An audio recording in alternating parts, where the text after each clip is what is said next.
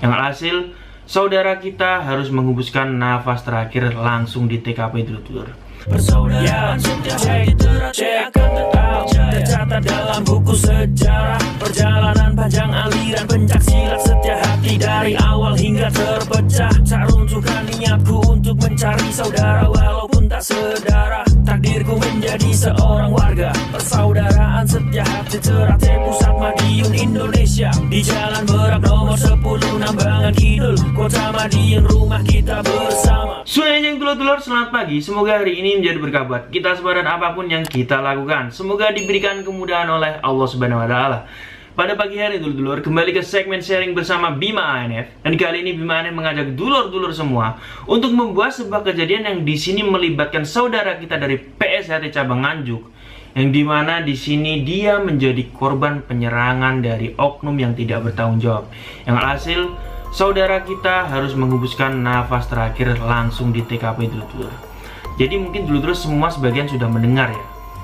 Ada saudara kita yang bernama, dia menjadi korban dari penusukan oknum yang tidak bertanggung jawab. Ya, ada yang bicara dia ini korban pembacokan ya kan. Ada yang bicara di sini dia korban penusukan. Di sini sebenarnya kita tidak perlu memikirkan terlalu jauh akan kronologi kejadiannya dulur-dulur. Yang pasti kita kehilangan salah satu anggota dari saudara kita persaudaraan Sehati Ternate. Jadi di sini mungkin Bima ANF akan mengutip sedikit dari info yang Bima ANF dapat dari dulur-dulur semua. Yang sebenarnya kejadiannya sangat singkat sekali dan terjadi sangat cepat sekali dulur-dulur. Yang dimana sebenarnya anggota dari PSHT ini tidak membuat masalah atau kegaduhan dengan orang lain.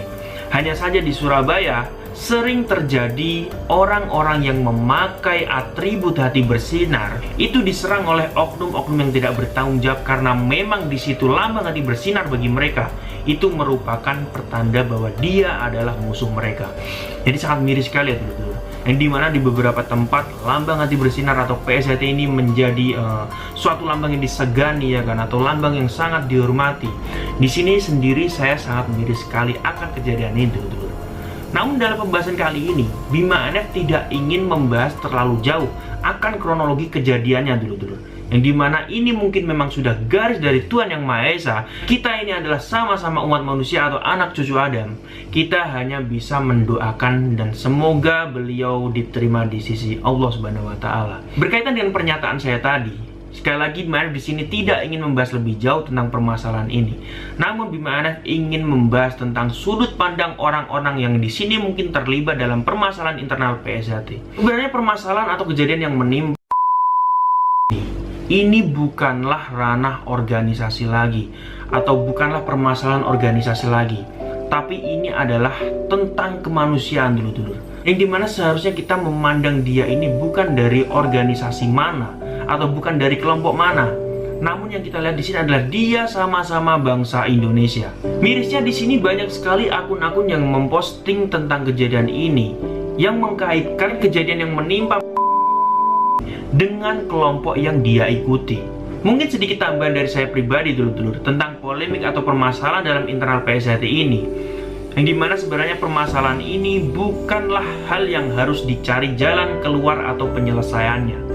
Karena satu-satunya tindakan yang harus kita lakukan di sini itu adalah saling menghormati dan saling menghargai, bukan membenci orang-orang yang berbeda pendapat atau berbeda prinsip dengan kita.